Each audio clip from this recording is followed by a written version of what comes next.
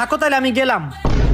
ভাইয়া ভাবি আমরা বিয়ে করে ফেলছি। কি তুই বিয়া করে লাইছো? মাশাআল্লাহ, ওদেরকে অনেক সুন্দর লাগতেছে। কি ঘোড়ার ডিম সুন্দর লাগতেছে। আরে বিয়া যে করলি এখন খাওয়াবে কি? আরে ও খাওয়াইবো কেন, আমি রান্না করে খাওয়াবো। আমার তো কপালটাই খারাপ। আসসালামু আলাইকুম ভাইয়া। দেখছো মেয়েটা কত সাংসারিক। হ্যাঁ হ্যাঁ বুঝছি, আমি যাই। এই নতুন বউ প্রথমবার বাসায় আসছে, সালামি তো দাও। আচ্ছা ঠিক আছে দিতাছি।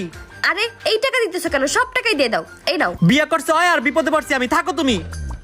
দাও দাও, টাকা দাও, নাটক হয়ে গেছে। টাকা আমি না, টাকা তোমরা দিবা এইসব নাটকের জন্য। টাকা আমরা কেন দিব? চুপচাপ 1 লাখ টাকা দাও, না হলে পুলিশের কাছে মামলা করে দিব যে তোমরা আমাকে জোর করে বিয়ে করাইছো। কি?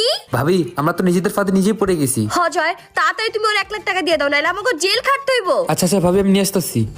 ঠিক আছে, আবার কোনো কাজে লাগলে জানাইও। ভাই লন আপনার টাকা। ভাই আপনার ছোট ভাই আমারে বিয়ার নাটক করতে কইছে। বুঝছি, এটা আমার টাকা লুট করার নতুন একটি ফাঁদ। আচ্ছা ঠিক আছে, ওরা যা যা বলে সেটা করো। আচ্ছা ভাই, তাইলে আমি গেলাম। ভাবি ভাইয়া তো আবার গেম খেলে দিছে। আমার টাকা লুট করে খাবি এত সহজ না।